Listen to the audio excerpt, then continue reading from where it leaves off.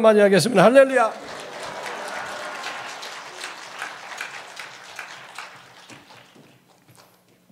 기도하고 시작하겠습니다.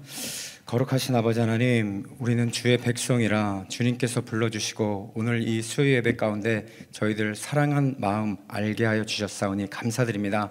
들어야 될 말을 듣고 받아야 될 것들을 들으며 하나님 음성 듣고 기뻐하는 귀한 예배 되게 하여 주옵소서.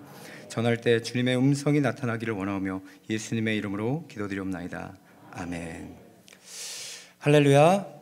네, 수요예배 나오신 여러분들 진심으로 환영합니다. 오늘은요 열왕기상 18장 30절에서 40절의 말씀을 가지고 감사 1%, 불평 99% 할지라도 감사가 이긴다라는 제목으로 여러분과 은혜를 나누도록 하겠습니다. 2011년도에 있었던 일인데요, 서울 8월 정도에 서울 버스 정류장에 화살표 스티커가 붙여지기 시작을 했어요. 그래서 이 버스 방향이 어느 쪽인지 알려주는 그런 노선에다 그걸 붙이기 시작을 하게 됩니다. 사람들이 이제 정류장으로 어디를 갈까 헤매다가도요, 그 화살표 붙여진 거를 보면은 실수를 하지 않고 다음 정류장, 자기의 목적지까지 잘 갈 수 있었다고 합니다. 혹시라도 잘못된 버스를 탔다가 내리는 일들이 급격하게 줄게 되었습니다. 스티커를 붙인 사람은 누구냐 하면은요, 화살표 청년이라고 불리는 이민호 청년이었습니다. 한번 보여주시겠어요? 네, 이 청년이에요. 이 청년이 자기가 매일 가다가 집을 가는데 반대로 타고 가고, 그러다 보니까는 3시간에 들어간 적이 거의 없는 거예요. 그러다 보니까 어떻게 됩니까? 그 스티커를 사게 돼갖고 어느 쪽으로 가는지 저 표시를 붙이고 다녔다라는 겁니다.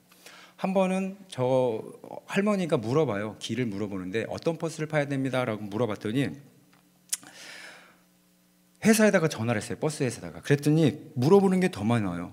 오히려 시내버스냐 시외버스냐 무슨 색깔 버스냐 노선은 무슨 어디로 가는 것이냐 이런 거를 다 물어보니까 모르니까는 창피하게 됐다, 이런 얘기를 해요. 그러면서 이 청년이 자전거를 타고 다니면서요, 서울 시내 6,000곳의 버스 정류장인데 그 절반인 3,000개에다가 저 버스 스티커를 다 붙이고 다닙니다.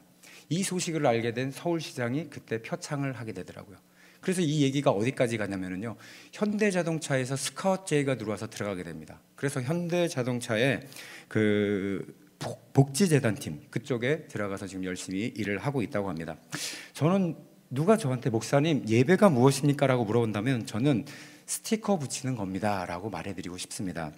아주 짧은 시간이고 일주일에 한두 번 정도 예배 시간이지만 우리가 어디로 가야 될지를 알려주고요, 또 우리가 실수하지 않도록 알려주는 것, 그것이 바로 예배라고 생각이 들었습니다. 지난 일주일 동안요, 제가 앞으로 영풍 금요 예배, 이제 영풍 예배로 바뀌었죠. 그 인원들 또 주일날 저녁 예배를 준비하면서 사람들을 좀 만나기를 시작을 했어요. 그래서 이 만나면서 관계를 갖다 보니까 제가 느낀 게 뭐냐면요, 하나님께서 우리에게 주시는 방향, 그것이 어디냐 알아봤더니 기본으로 돌아가라고 말씀을 하시더라고요. 다른 얘기로 하면 하나님과의 기본적인 관계를 회복하라, 그런 말씀을 받게 되었습니다. 그래서 계속적으로 말씀을 읽고 묵상을 하다가 열왕기상 18장에 그 말씀이 있습니다. 하나님 말씀이 아주 강력하게 제 마음에 들어왔습니다. 이 말씀을 보면 기본으로 돌아가지 않았을 때 우리가 하나님과의 어떤 관계로 변하게 되는지를 보여주고 있다는 겁니다. 오늘 본문 배경을 보면 이렇습니다. 열왕기상 18장을 보면은요, 성경을 보면 가장 사실 멋진 장면이에요. 1대 몇이에요? 850이라는 그런 싸움을 하게 됩니다. 하나님을 믿는 자와 하나님을 믿지 않는 바알과 아세라, 이 선지자 850명이 내기를 하게 됩니다. 그들은 산에 올라가서요, 누구의 신이 진짜 신인지 내기를 시작합니다. 제단을 쌓아놓고 그 위에 제단문을 올려놓고 그 다음에 거기에 불이 떨어지는 쪽이 진짜 신이라고 인정하자. 그래서 그것을 이기는 쪽이 믿기로, 진짜 신으로 결정을 하자, 그것을 말하고 있는 겁니다. 그런데 이렇게 바알과 아세라 이 제사장들은요, 선지자들은요, 막 거기서 몸을 막 칼로 긋고 밤 늦게까지 노래를 부르고 바알 신을 부릅니다. 그러나 그렇게 나타나지를 않게 됩니다. 그때 이제서야 엘리야가 차례가 돼서 하나님께 기도하는 모습, 그것이 오늘 우리가 함께 읽었던 본문의 배경입니다.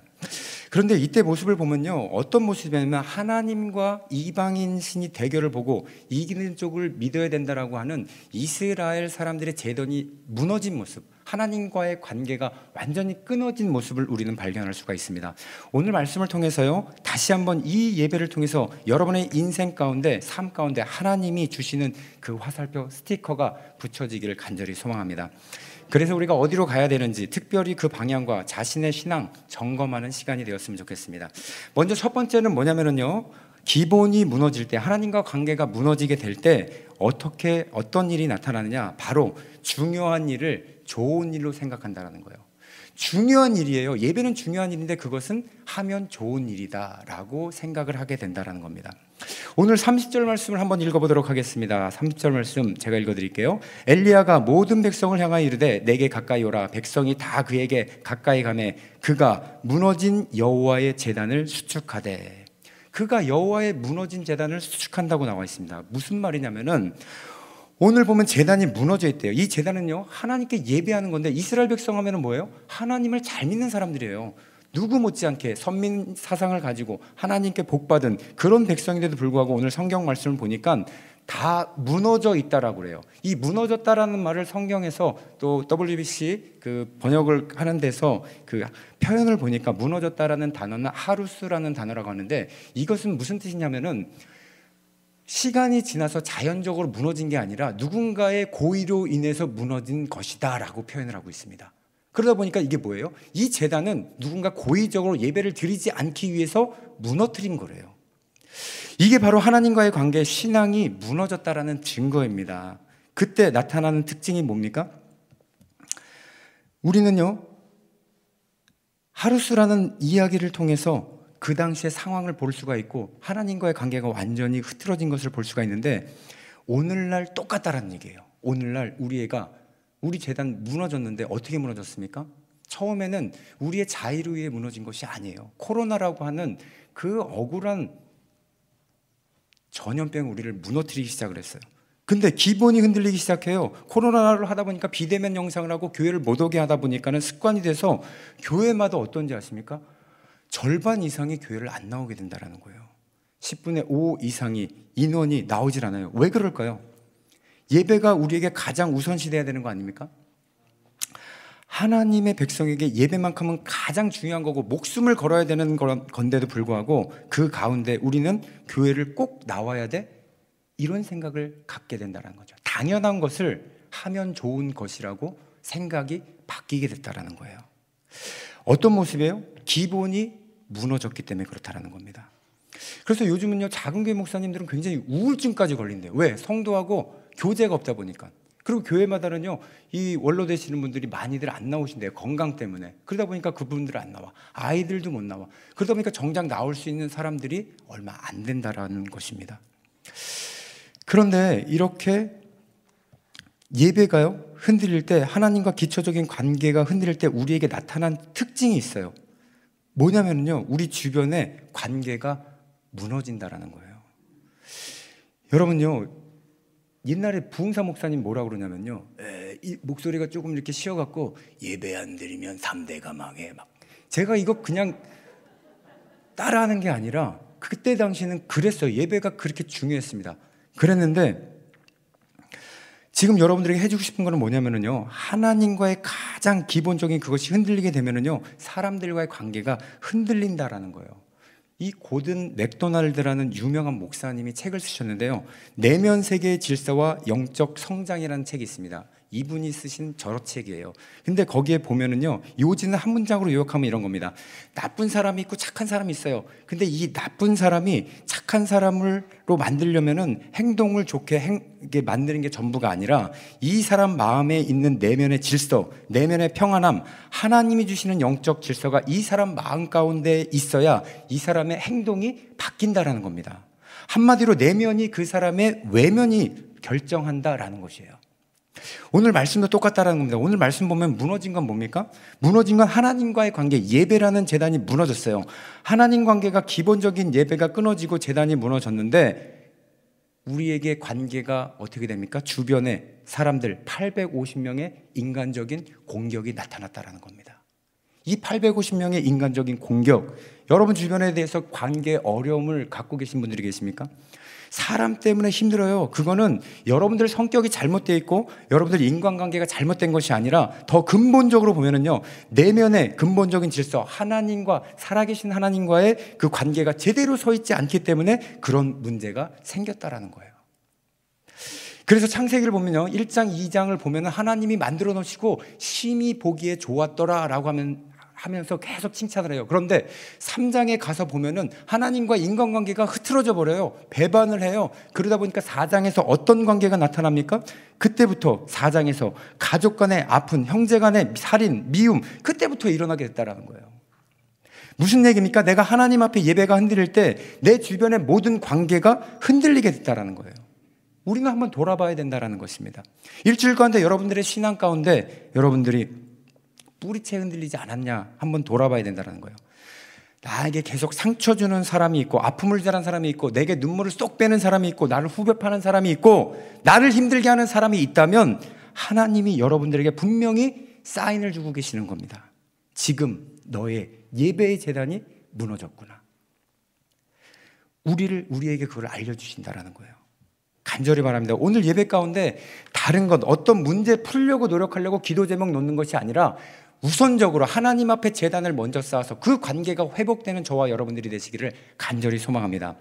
그런가 하면 두 번째는 뭐냐면요, 기본의 회복을 위해서, 하나님 관계의 회복을 위해서 필요한 게 뭐냐면요, 처음 사랑을 회복해야 된다라는 겁니다. 처음 사랑이 회복이 필요하다라는 거예요. 인터넷에 제가 이렇게 여자 연예인 순위를 한번 봤어요. 그랬더니 작년 2020년도인데 3위가 누구냐면 수지예요. 수지. 아무도 몰라요. 2등은 아실 거예요. 우리 교회 이 똑같으신 분이 있잖아요. 김태희. 축하드립니다. 1위 누굴까요? 송혜교예요. 송혜교. 와, 결혼했어도 1등이더라고요. 뭐 했는데도 1등이에요. 그런데 이 송혜교가 이쁘냐고 여학생들한테 물어보면은요, 안 이쁘대요. 자기가 더 이쁘대요. 진정제가 필요한 거죠. 그런데 남자애들한테 이 송혜교 이쁘냐고 물어보면 뭐라고 그러냐면 100명이면 100명 다 싫다고 얘기하는 사람이 없습니다. 다 좋대요. 그냥. 드라마로 보면은 어른 세대는 가을 동화에서 이렇게 많이 활약을 했고요, 젊은 세대들한테는 태양의 후예, 그거를 통해서 굉장히 인기가 있었습니다. 시청률이 높은 이유는 남자들이 리모컨을 갖고 있어서 그래요. 그렇게 왜 이렇게 송혜교를 좋아할까라고 생각을 해봤더니 그 청순 가련형의 그 첫사랑의 이미지, 그것을 순정 만화에 있는 그것을 그냥 쏙 뽑아다가 TV에다 딱 갖다 놓은 그 느낌이 송혜교라는 거예요. 믿든 안 믿든요. 제가 뭘 얘기를 하고 싶어서 그러냐면요, 성경이 말하는 하나님 앞에서 우리가 회복돼야 되는 첫사랑, 처음 사랑, 그런 아련한 사랑이 아니라는 거예요. 우리 한순히 내가 노력을 해서 어느 정도 할 수 있는 그런 사랑이 아니라는 겁니다. 그럼 하나님이 향한 첫사랑은 뭐냐? 주변 사람들이 다 나를 싫어하고 미워해서 내가 서 있을 자리도 없을 그때, 코너에 몰려서 울고 있을 그때 나에게 손 내미시면서 괜찮다, 앞으로 잘 될 거야, 너를 사랑한단다 꼭 안아주시던 그때, 너무 기뻐서 사랑해요 두 팔 벌려 주님께 안겼던 그때, 그 사랑 다시 마음에 두는 것, 그것이 처음 사랑의 회복이라는 것입니다. 오늘 말씀을 보면요, 그 처음 사랑, 하나님이 우리를 얼마나 사랑했는지 말해주고 있습니다. 31절의 말씀을 한번 보도록 하겠습니다. 야곱의 아들들의 지파의 수요에 따라 엘리야가 돌 12개를 취하더니 이 야곱은 옛적에 여호와의 말씀에 임하여 이르시기를 내 이름을 이스라엘이라 하리라 하신 자더라. 여기까지 보겠습니다.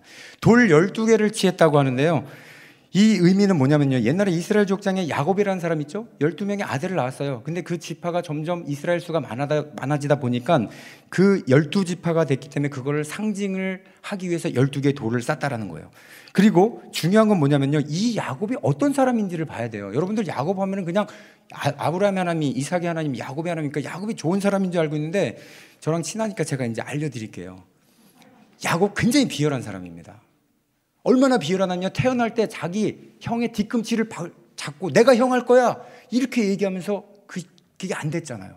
그러다 보니까 어떻게 해요? 이제 팥죽을 끓여놓고 작전을 짭니다. 형이 오면은 배고프니까 이걸 해서 내가 장자를 뺏어야 되겠다. 두 번째 작전은 성공을 하게 됩니다. 그리고 아빠가 눈이 멀었어요. 이삭이 눈이 멀게 되니까 축복권을 뺏기 위해서 털을 달고 들어가서 축복을 몰래 가서 받습니다.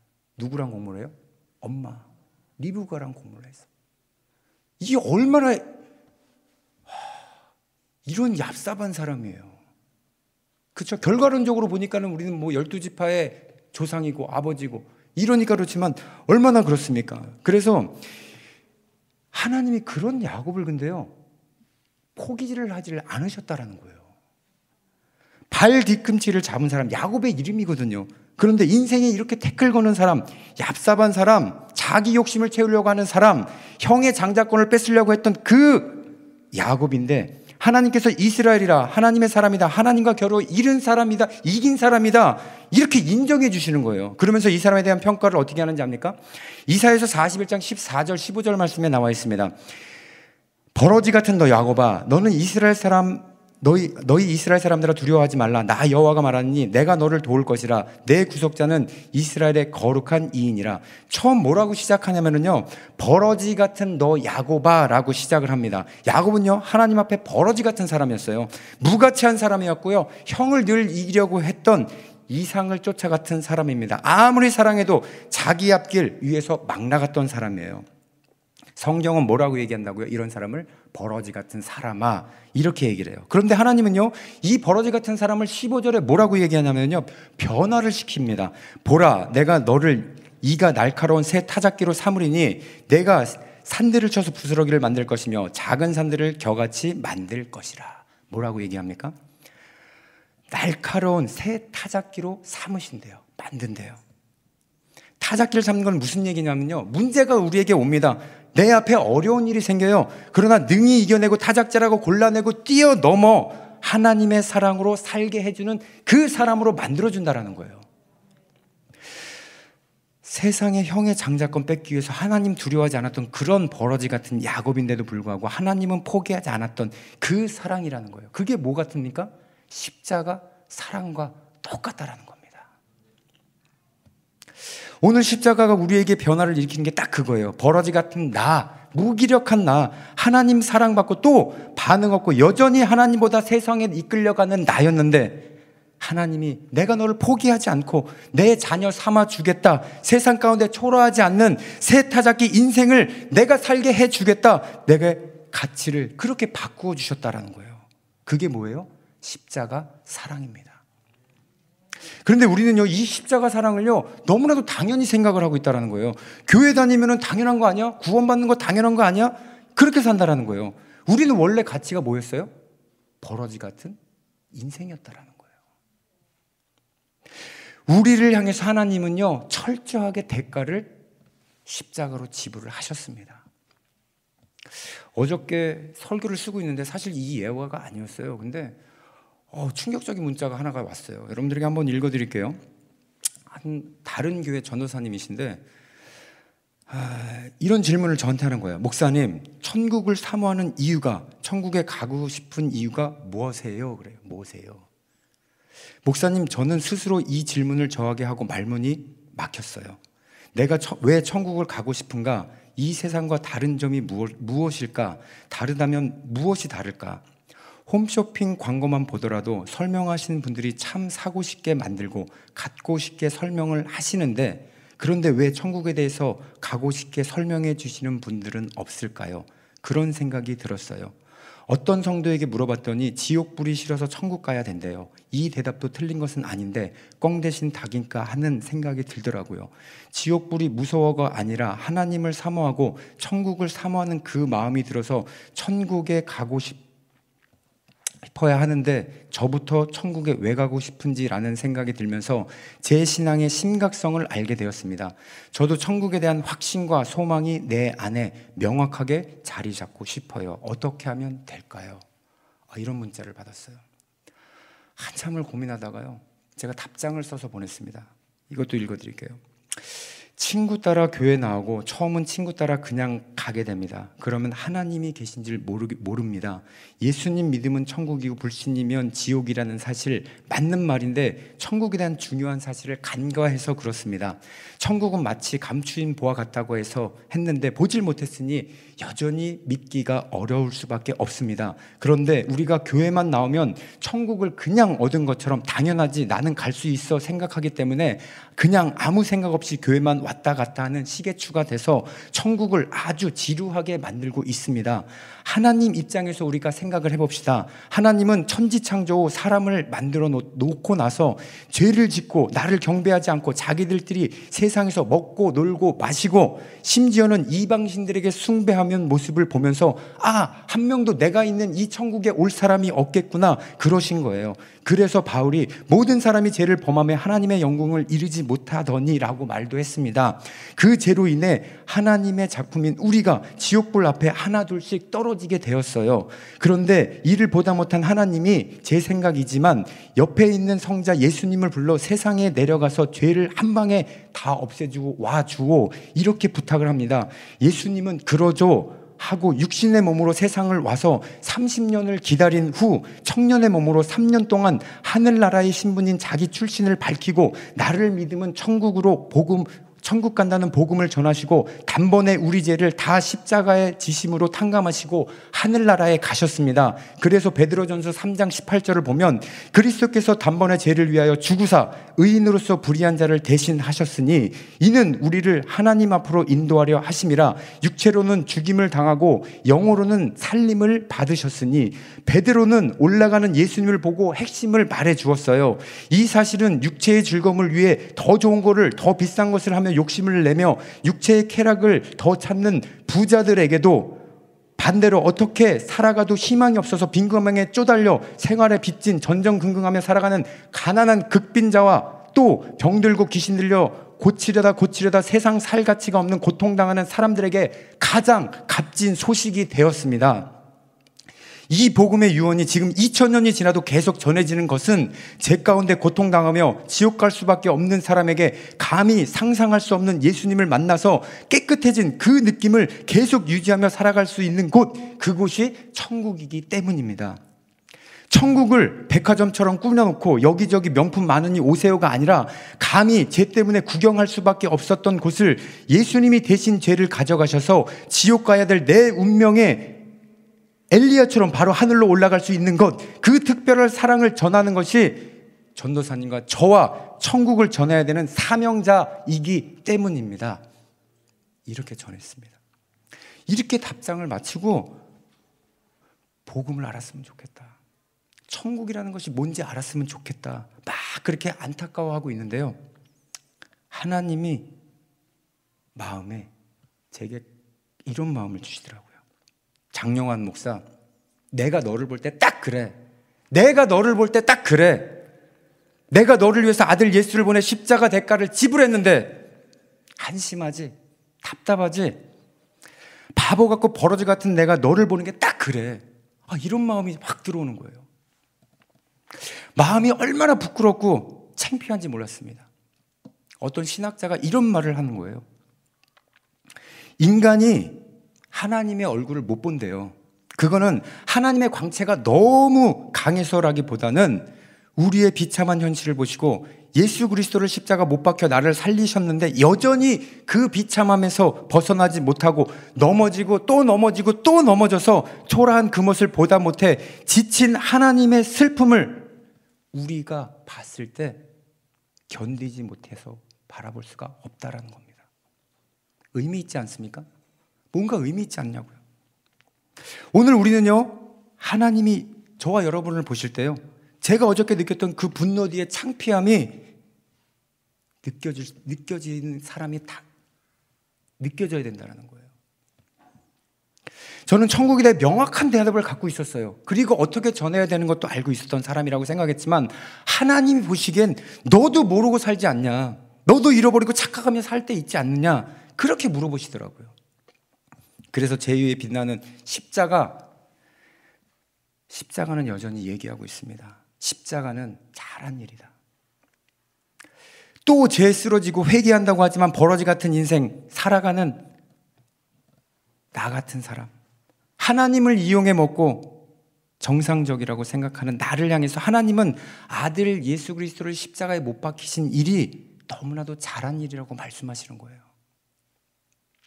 그런데 여러분들은 지금 어디에 있습니까? 여러분들이 지금 현 주소는 어디에 있냐 한번 물어봐야 됩니다. 몇 번째예요? 계속해서 실수하는데 그 첫사랑 언제 다시 회복할 수 있겠냐고요. 성경에서 말하는 처음 사랑 회복이 뭐냐면요, 하나님을 향해서 우리가 그 사랑 받았다면 적어도 내 인생 처음 순위가 돼야 된다는 거예요. 여러분 순위표에는 있으십니까? 여러분 목록표에는 정말 하나님이 처음 사랑 그대로 갖고 계시냐는 거예요. 그래서 1932년도에 11월 6일 날 종교개혁 주간에 보네페라는 목사님이 우리는 처음 사랑을 다시 가질 수 있는가 제목으로 똑같이 설교를 하신 게 있습니다. 한번 보여주세요. 처음 사랑이 있었다는 것은 내가 예전에 달랐다는 뜻입니다. 하나님을 순수하게 사랑한 적이 있었다는 말입니다. 당신은 언젠가 하나님께 기도했고 잘못을 하나님 앞에 고백했습니다. 언젠가 당신은 하나님을 사랑했습니다. 인생의 주인이 하나님이어야 한다고 생각했습니다. 그때 주인은 하나님이었습니다. 여러분 그때가 언제냐고요? 그때를 여러분 기억하실 수 있으십니까? 꾀꼬리처럼 하나님께 찬양 부르면서 내 마음 다 드리겠다고 고백하며 눈물 흘리며 하나님 바라보던 그때, 여러분 그게 아련한 그 옛날이었다라고만 말하고 있다면 여러분 이제는 다시 제단을 쌓으셔야 됩니다. 제 머리 위에 환하게 빛나고 있는 십자가 바라보면서요, 예수님의 첫사랑 그거를 다시 회복하는 저와 여러분이 되시기를 간절히 소망합니다. 마지막 세 번째입니다. 우리가 처음 사랑 이렇게 회복이 되고요, 다시 한번 하나님 사랑 붙잡을 때 우리에게 나타나는 일이 뭐냐, 내 삶 가운데 역사하시는 하나님을 만나게 된다는 것입니다. 36절의 말씀 한번 보도록 하겠습니다. 저녁 소제 드릴 때 이르러 선지자 엘리야가 나아가서 말하되 아브라함과 이삭과 이스라엘 하나님 여호와여, 주께서 이스라엘 중에서 하나님이신 것과 내가 주의 종인 것과 내가 주의 말씀대로 이 모든 일을 행하는 것을 오늘 알게 하옵소서. 엘리야가 제단을 올려놓고요, 하나님께 열심히 기도를 하게 됩니다. 물을 3번 붓고 거기서 무릎 꿇고 기도를 해요. 그런데 그 핵심 기도는 뭐냐면은 36절 마지막의 말씀인 거예요. 내가 주의 종인 것과 내가 주의 말씀대로 이 모든 행하는 것을 언제요? 오늘 알게 하옵소서. 다른 때가 아니라 예전이 아니라는 거예요. 오늘 이 자리에서 지금 알게 해달라고 말하고 있다는 겁니다. 신앙의 기본이 회복되고 하나님과 관계가 회복되면 받는 축복이 뭐냐면요, 3인칭 과거형처럼 과거에는 그랬었지, 그렇게 역사하셨어, 인도하셨어, 그렇게 강하셨어, 그 빛바랜 고백 갖고 살아가는 것이 아니라 하나님을 향해서 무너진 대단에 대해서 다시 한번 싸울 수 있다면 하나님이 똑같은 내 삶 가운데 오늘 살아계시고 오늘 불로 역사하신다는 것입니다. 그래서 하나님은요, 제가 이제부터 시작하겠습니다, 처음 사랑 회복합니다, 무너진 예배 다시 오늘 쌓겠습니다 할 때 하나님께서는요 다시 한번 우리에게 힘을 주시는 분이심을 믿으시길 바랍니다. 제가 청년 때요, 이렇게 교회를 가면 늘 먼저 하는 게 뭐였냐면은 전도사님 담당한테 가서 기도받는 거였어요. 그럼 기도받으러 가면은 그 전도사님이 저한테 그래요. 용환 형제, 오늘 어떤 하나님 만났어? 그래요. 아니 저는 고3 때 하나님을 만나고 지금 신앙생활을 잘하고 있는데 오늘 어떤 하나님을 만나냐고 하면 제가 뭐라고 대답을 해야 되는지 황당하더라고요. 어떤 하나님 계속 만났네요. 제가 반문을 하고 싶더라고요. 전도사님은 어떤 하나님 만났길래 자꾸 물어보시대. 그런데 그분 설교를 들으면서 그분에게 기도를 받으면서 제가 느낀 것이 하나가 있었는데, 그게 뭐냐면 우리가 하나님과 관계가 회복이 되면은요, 하나님만 내 삶의 처음 순위가 된다라는 거예요. 그리고 하나님께서 오늘 지금까지 여기까지 나를 인도해 주신 하나님이 예전의 하나님이 아니라 오늘의 하나님으로 역사해 주신다라는 겁니다.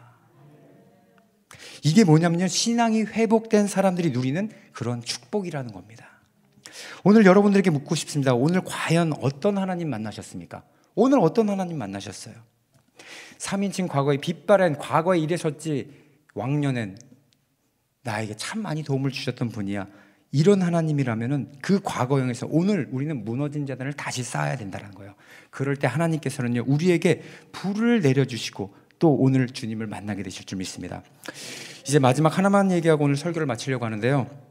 서두에도 말했듯이 그 화살표 청년이 있잖아요. 그 후에 어떻게 됐나, 잘 다니고 있나 궁금해서 한번 또 찾아봤어요. 그랬더니 작년에 5월 8년이 지난 후에 기사가 하나 더 이렇게 있더라고요. 그 이민호라는 청년이 대기업 현대자동차에 이제 들어갔잖아요. 잘 있는 줄 알았더니 그런 얘기를 하는 거예요. 업무로 봉사를 하려니 이상하더라고요. 제게 맞지 않는 옷을 입은 느낌이었어요. 마음에 우러나오는 따뜻한 봉사활동을 하고 싶었지만 기업에서는 모든 게 업무의 연장선이라 그렇게 할 수가 없었어요. 이렇게 말을 하면서 계속 읽어드릴게요. 화살표 청년의 후기는 사표를 내는 것으로 시작했다. 4개월 만에 당당히 사표를 내고 다시 청년으로 돌아갔다. 그러나 세상은 만만치가 않았다. 다시 직장을 구하거나 학교로 들어가야 했다. 화살표 청년을 기억해주는 사람은 드물었다. 그렇다고 봉사받은 표창장으로 내세울 생각도 없었다. 오로지 자신의 실력으로만 일자리를 얻겠다고 다짐했다. 4년제 들어가는 것도 역시나 맞지 않는 옷이라고 생각을 했다. 여러 대학을 알아보던 이 씨는 한국 폴리텍대 바이오 배양 공정과에 입학했다. 또한 이 씨는 조혈 모세포를 기증하겠다고 서약했는데 현재 한 백혈병 환자가 연결돼 기증을 준비하고 있다며 기증 서약을 하면서 아픈 사람을 치료하는 데 도움을 주는 일을 하고 싶어졌고 그래서 폴리텍대에 입학했다. 현재는 의약품 회사인 ST팜에서 현장 실습을 하고 당당히 채용됐다. 중견기업 사원으로 화살표 청년 시즌2가 시작이 되었다. 인터뷰가 끝난 뒤에 다시 공장으로 들어가는 이 씨가 이런 말을 합니다. 본인에게 맞는 옷이 가장 편안한 옷 아닐까요? 높은 연봉을 받고 남들이 부러워하는 직장에 들어갔어도 즐겁지 않으니 힘들더라고요. 자신이 가장 좋아하는 게 무엇인지 먼저 고민해 보는 게 좋을 것 같습니다. 저도 그래서 이 공장 들어왔고요. 여러분, 코로나 시대에 이 옷 여러분 많이 입어보지 않으셨습니까? 잘 맞네. 이렇게 살다 안주하다 보니까 어느새 마음만은 힘들어하지 않으셨냐라는 거예요. 예배 가운데 어떻게 주일날 은혜를 받으려고 했지, 그런 일들이 과거의 일들로 예전엔 그랬었지라고 하면서 빛바랜 사진처럼 우리의 신앙이 땅에 떨어지진 않으셨습니까? 오늘 화살표 청년이 우리에게 보여주는 건 뭐냐면요, 봉사의 자리, 자기의 옷을 맞는 자리로 돌아가야 된다라고 본인은 얘기를 하고 있는 거예요. 이걸 보면서도요, 우리는 무너진 예배자는 다시 와야 되겠다는 생각을 여기서 받아야 된다는 겁니다. 여러분은 지금 어디에 서 있냐라는 거예요. 여러분을 향한 화살표, 메시지로 들리시는 않으신가? 그리고 여러분의 화살표는 지금 어디로 향하는지 돌아보시길 바랍니다. 절대 잊지 마세요. 우리 하나님은요, 돌아오기만 하면 받아주시는 분이시고요, 우리 하나님은 재단을 쌓기만 하면은 불을 내려주시는 분이심을 믿으시기를 바랍니다. 탕자처럼 나갔더라도요, 주님 재단을 향해 화살표 보시고 여러분 돌아오는 도전을 하시길 바랍니다. 나는 교회 잘 나오는데 라는 하고 말하시는 분들도 계실 거예요. 그런 분들, 하나님은요, 집 나간 탕자만이 아니라 집에 있는 탕자의 마음도 원하시고 계십니다. 여러분의 처음 사랑 제대로 서 있습니까? 육체적으로나 영으로나 오늘 우리는요, 다시 하나님 앞에 처음 사랑을 회복해야 됩니다. 무너진 재단을 그 돌 하나 집어서 처음 올리게 되면은 하나 둘씩 올라가게 되고요, 그렇게 작은 믿음 가지고 주님 앞에 나오실 때 내 삶 가운데 역사하시고 그 삶 가운데 주님의 첫사랑이 회복이 되고 오늘 하나님 지금 여기서 예배 가운데 만나게 되실 줄 믿습니다. 우리 함께 기도하도록 하겠습니다. 하나님, 함께 기도하실 건데요, 코로나로 인해서 우리 예배 재단이 많이 무너졌습니다. 그런지도 모르고 우리는 살아가고 있었어요. 또 하나님, 첫사랑이 과거로만 기억하고 현재 사랑을 받지 못하고 왕년에라는 생각으로 살았어요. 오늘 주님 앞에 작은 마음, 작은 믿음 가지고 나올 때 내 삶 가운데 역사하는 주님 하나님 만나게 될 줄 믿습니다. 이 고백하면서 우리 한번 통성으로 한번 기도하겠습니다. 할렐루야. 거룩하신 아버지 하나님, 주님, 우리는 연약합니다. 어디에서 와서 왜 살며 어디로 가는지 알지 못하는 방황하며 살았습니다. 오늘 아버지 하나님이셔 주님께서 부르셔서 이 자리에 나왔지만 여전히 우리는 교회에 나오는 탕자, 집안에 있는 탕자였을지도 모릅니다. 세상에 나갔던 탕자는 그 세상 아무것도 없다고 보여주며 돌아왔건만 집안에 있던 당자는 그것도 모른 채 미워하고 시기하며 그가 재산을 다 가져간데 다시 들어왔다는 거에 마음 한탄하며 있다는 겁니다. 이제 우리는 무너진 재단을 다시 쌓아야 됩니다. 코로나로 인해서 무너졌던 거 하나님 다시 쌓기를 원합니다. 마음에 하나님 관계가 다 흐트러졌던 거 주님과의 재단을 쌓지 않아서입니다. 주님 용서하시고 또한 아버지 하나님 주님의 첫사랑 이제는 그것이 아물아물해지고 언제인지 모르지만 주님 이제 기억나게 하시고 오늘 지금 여기서 역사하는 주님이 예배 가운데 만날 수 있도록 도와주시옵소서. 이 시간 함께 하시고 은혜 내려주실 주님을 간절히 원합니다. 주님 복을 내려 주시옵소서. 감사드리며 예수님의 이름으로 기도드리옵나이다. 아멘. 좋으신 아버지 하나님, 이렇게 우리는 연약하지만 주님은 크고 위대하십니다. 주님께 돌아왔을 때 우리의 마음 받아주시고 그 첫사랑 다시 회복하게 할 수 있게 하시는 주님을 기대합니다. 재단을 다시 쌓게 하시고 불로 역사하여 주시옵소서. 감사드리며 예수님의 이름으로 기도드리옵나이다. 아멘. 지금은 우리를 죄에서 구원해 주신 예수 그리스도의 은혜와 아버지 하나님의 선하신 사랑과 성령님의 내주하시고 교통하심이 오늘 무너진 재단을 다시 쌓고 주님 앞에 작은 믿음 부르짖으며 오늘 은혜 하나님 만나기를 원하는, 그리하여 예배드리는 모든 성도들의 머리 위에 지금부터 영원까지 함께 할지어다.